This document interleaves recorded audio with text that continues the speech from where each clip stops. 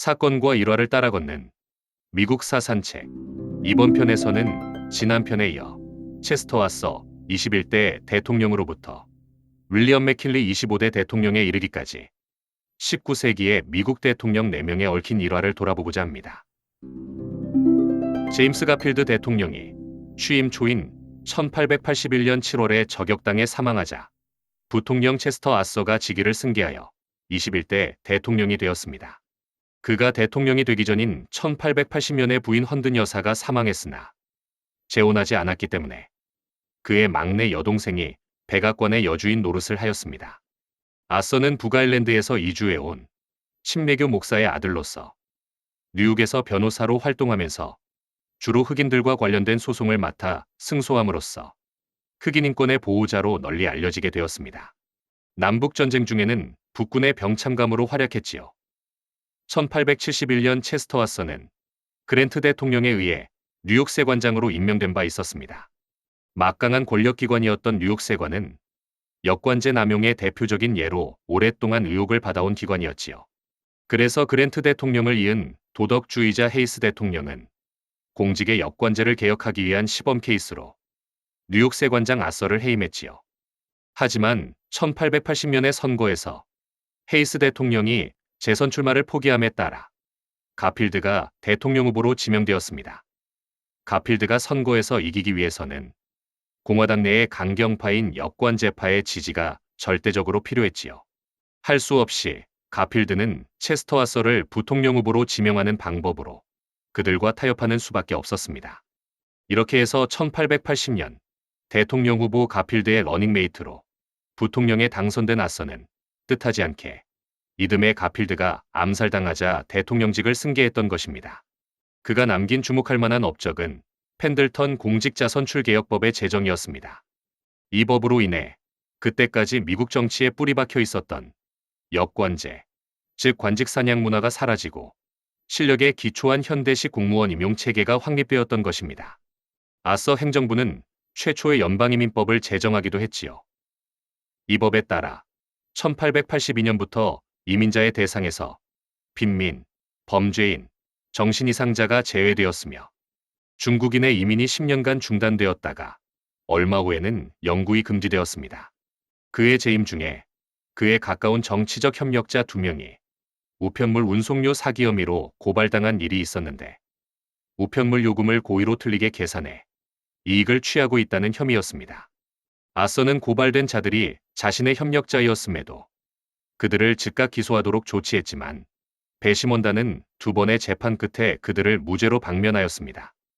그러나 이 일을 계기로 이후 우편물 운송료 사기는 근절되었다고 합니다. 대통령직에서 물러난 아서는 지병인 신장병으로 고생하다가 결국 1886년 11월 57세의 나이로 사망하였습니다.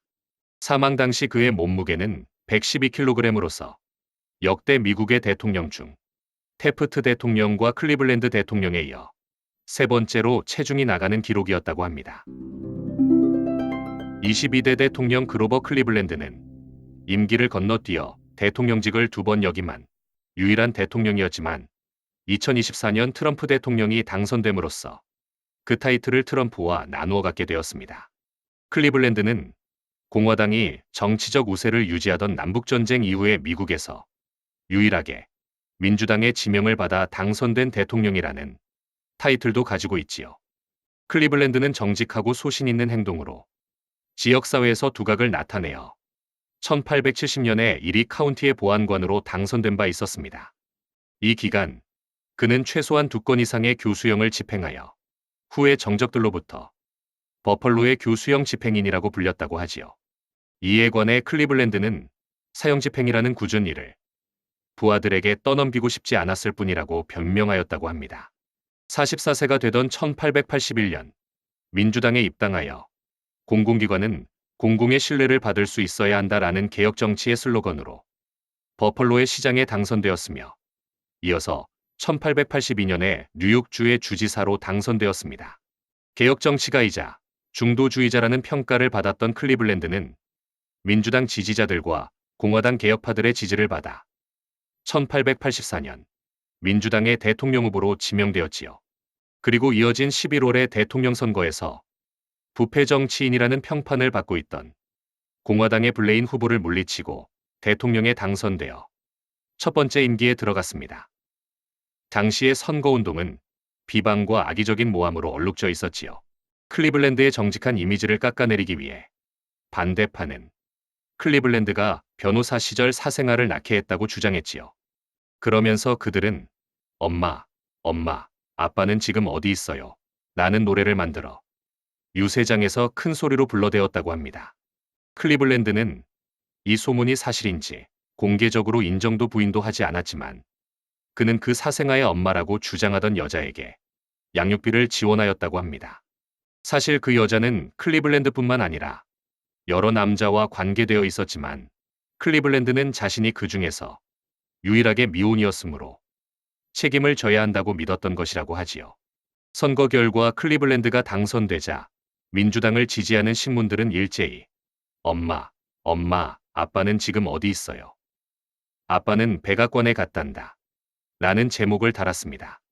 한편 당시 미국의 정치인들은 남북전쟁의 참전 여부에 따라 정치적으로 영향력을 발휘할 수 있었습니다. 그런데 클리블랜드는 그의 두 형제가 남북전쟁에 참전하였기 때문에 그가 후방에서 나머지 가족을 돌보아야 했고 또 당시의 징병법에 따라 $150를 내고 대리로 폴란드 이민자를 징집시켰기 때문에 병역기 피자라는 이유로 비난을 받았습니다. 하지만 상대 후보 제임스 블레인도 대리인을 보낸 처지였기 때문에 선거에 영향을 미치지는 않았다고 합니다.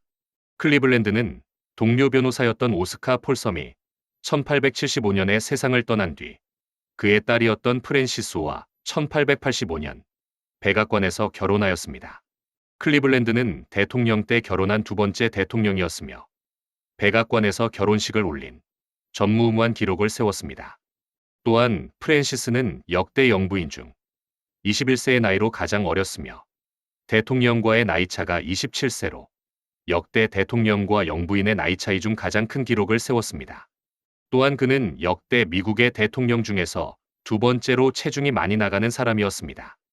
태프트 대통령이 175kg으로 가장 체중이 많이 나갔으며 클리블랜드는 125kg이었다고 합니다. 1897년 4월 백악관을 떠난 후 클리블랜드는 프린스턴 대학교의 이사로 일했는데 당시 학생회장이었던 우드로 윌슨과 자주 마찰을 빚었다고 합니다. 재미있는 사실은 1856년부터 1932년까지 민주당에서는 단 2명의 대통령만을 배출했는데 그중 한 명은 클리블랜드였고 다른 한 명은 우드로 윌슨이었다는 점입니다. 1884년의 대통령 선거에서 공화당은 벤저민 해리슨을 대통령 후보로 지명하였는데 그의 남북전쟁 참전 경력과 대중적 인기 등을 고려한 결정이었습니다. 상대였던 클리블랜드 현직 대통령은 재선에 자신이 있었는지 적극적으로 선거운동을 벌이지 않았다고 합니다. 결과는 예상을 깬 해리슨의 당선이었지요. 독립선언서에 서명한 벤저민 해리슨의 증손자이며 9대 윌리엄 해리슨 대통령의 손자였던 벤저민 해리슨 대통령은 대서양과 태평양의 양대양을 지배할 수 있는 강력한 해군을 건설하고 상선의 수를 늘림으로써 힘을 바탕으로 한 강력한 외교 정책을 정력적으로 펼치고자 했습니다. 한편 1893년 초순 하와이를 통치하던 닐리 우칼라니 여왕이 미국인 농장주들이 주도한 혁명으로 왕좌를 잃는 일이 일어납니다. 이후 새로 세워진 하와이 혁명 정부가 미국에게 병합을 제안하자 해리슨은 이를 수락하였지요. 1892년의 선거에서 패하여 재선이 좌절된 해리슨은 4개월 남은 자신의 임기가 끝나기 전에 상원이 하와이 병합 조약을 체결하여 병합을 추진해 줄 것을 희망했습니다. 하지만 이 선거에서 임기를 뛰어넘어 재선된 클리블랜드가 대통령에 취임하면서 조약 체결을 중지하였지요. 이로써 하와이가 미국의 50번째 주가 되는 길은 연기되고 말았습니다. 재선에 실패하고 또 부인 캐롤라인을 잃는 불행을 겪은 해리슨은 다음해 초 임기를 마치고 인디애나폴리스로 돌아와 변호사 업무에 복귀하였습니다. 1896년 그는 부인 캐롤라인을 간호한 메리디 미크와 재혼하여 외동딸 엘리자베스를 두었습니다. 1901년 3월 자택에서 68세로 사망하여 인디애나폴리스에 안장되었지요. 25대 대통령 윌리엄 맥킨리는 최후의 남북전쟁 참전자 대통령이었고 19세기의 마지막 대통령이자 20세기 최초의 대통령이었습니다. 또한 링컨 대통령에 이어 재선에 성공한 뒤 1년 만에 암살로 목숨을 잃은 대통령이었습니다. 그리하여 재임 중 암살당한 대통령으로는 링컨, 가필드 다음 세 번째라는 불행한 기록을 세웠습니다. 그는 남북전쟁이 일어나자 북군의 오하이오 이용병 23연대에서 사병으로 복무하였으나 엔티텀 전투와 셰넌도어 전투에서 공을 세워 소령 계급으로 제대했는데 이때 그의 지휘관이었던 19대 헤이스 대통령으로부터 높은 평가를 받았다고 합니다. 전쟁이 끝나자 오하이오주에서 검사와 변호사로 활약하며 시민들의 인기를 모은 맥킨리는 1880년대에 들어서 공화당의 전국적인 지도자로 성장하였지요. 인간적인 매력과 타의 모범이 되는 성품, 그리고 예리한 지성을 바탕으로 그의 지위는 빠르게 상승했으며 강력한 영향력을 행사하던 의회 세입위원회에서 활동하였습니다. 마침내 맥킨리는 근본위제 반대론자인 민주당의 브라이언과 대결하여 1872년의 대선 이래 가장 큰 차이로 당선되었습니다. 한편 당시의 쿠바 사태를 어떻게 해결하느냐가 맥킨리 행정부의 주요 관심사였지요. 당시의 언론은 스페인군과 쿠바 독립운동 세력 사이의 교착 상태를 연일 보도하면서 전체 인구의 4분의 1이 사망하고 나머지는 고통 속에 신음하고 있다고 목소리를 높이면서 대통령에게 전쟁을 선택하도록 압력을 가했습니다. 처음에 맥킨리는 쿠바의 독립운동을 무자비하게 탄압하고 있던 스페인에게 만행을 중지할 것을 요구하는 것에 그쳤지만 의회와 미국민의 여론을 가라앉힐 수는 없었습니다. 마침내 맥킨리가 1898년 4월 개입의사를 밝힘에 따라 의회는 쿠바의 해방 및 독립을 위한 세계의 결의안을 통과시켰지요. 마침내 미국-스페인 전쟁이 발발했지만 미군이 스페인 함대를 경멸하고 쿠바와 필리핀을 점령함으로써 전쟁은 미국의 승리로 끝났습니다. 미국은 쿠바의 산티아고 항구 바깥에 집결해 있던 스페인 함대를 격침하고 필리핀을 점령하였으며 푸에르토리코, 괌을 합병했으나 필리핀 합병은 민주당의 반대로 무산되었지요. 하지만 해리슨 대통령 때부터 추진해오던 하와이 합병은 맥킨리 대통령의 노력으로 마침내 성사되었습니다. 이후 하와이가 미국의 50번째 주로 편입된 것은 60년이 지난 1959년 8월 21일이었지요.